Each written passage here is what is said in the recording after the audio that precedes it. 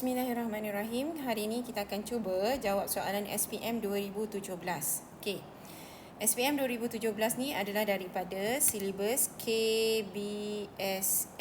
Sekarang kita pakai silibus KSSM. Tetapi soalan ini masih valid untuk KSSM. Jadi tak ada masalah untuk jawab soalan ini. Okey.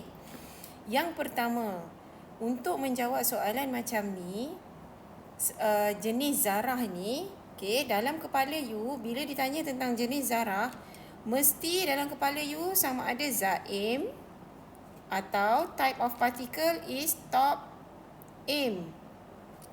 Jawapan dia sama ada atom, molekul atau ion. Okey, itu yang pertama. Yang kedua, dekat bahan ni, kalau ditulis nama macam ni, you tak akan tahu sama ada dia molekul ke, atom ke, ion. Jadi, what you need to do adalah, you kena tulis formula kimia bagi setiap bahan ini. So, ammonia is a common substance dalam kimia. So, you kena tahu formula kimia bagi ammonia adalah NH3. Neon. Neon adalah unsur kumpulan 18, Ne.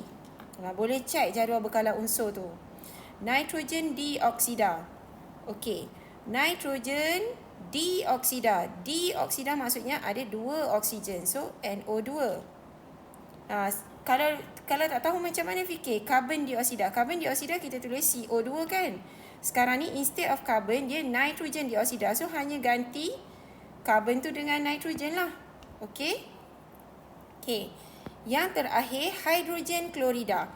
Hydrogen H, klorida is Cl. Okey, so ini formula kimia bagi setiap satu bahan ini. Okey, so bila nak tentukan sama ada bahan tu atom, molekul ataupun ion, ingat balik tips yang saya beri. Okey, kalau atom ada satu huruf besar sahaja, and definitely mereka semua ni, yang mana satu atom kan? Yang ini atom sebenarnya, bukan molekul.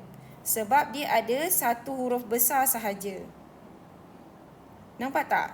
Apa contoh lain bagi atom? Magnesium, karbon, zinc, nitrogen. Tapi kalau dia dah jadi nitrogen dioksida ni dah bukan atom, sebab dia ada nitrogen dan dia ada oksigen sampai ada 2. So, dia ada lebih daripada satu huruf besar. So, tak mungkin dia atom. Okey, boleh? Okey, so now next. Macam mana nak tentukan bahan itu adalah ion?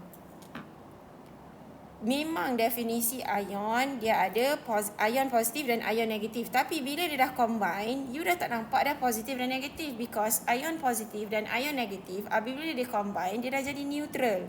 So, cara nak identify-nya adalah dia mesti ada logam dan bukan logam. Nak senangnya, you senang ingat, the moment you see logam, you tahu dia adalah ion. Okey, macam mana lah nak tahu dia tu logam? Most logam akan berakhir nama dia dengan UM.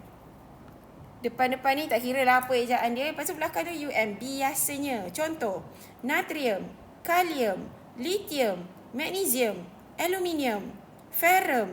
Okey, so kalau you eja dia, biasanya nama hujung ni mesti ejaan dia UM. Biasanya okey, biasanya. Okey. So, bila dia letak kat sini kan, ion, nitrogen dioksida.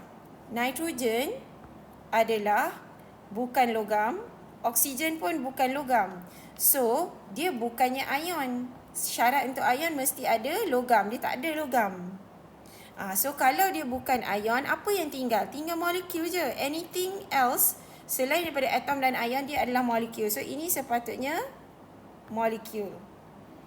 Hydrogen klorida. Cuba dengar bila you sebut hydrogen klorida. Hydrogen adalah bukan logam. Klorin pun bukan logam. Okey. So, kalau you buat ini sebagai latihan, dan biasakan untuk melihat jadual berkala unsur. So you will see that memang hidrogen tu bukan logam and chlorine adalah bukan logam. So which makes combination of kedua-dua ini, kalau ada bukan logam bergabung, dia adalah molekul sebenarnya. Okey, so B salah, C salah, D salah. Cuba check, betul tak ammonia ni molekul? So N adalah bukan logam, H adalah bukan logam juga. So bila dia combine, dia jadilah molekul. So answer is A. Okey, so itu sahaja. Sekian, terima kasih, bye.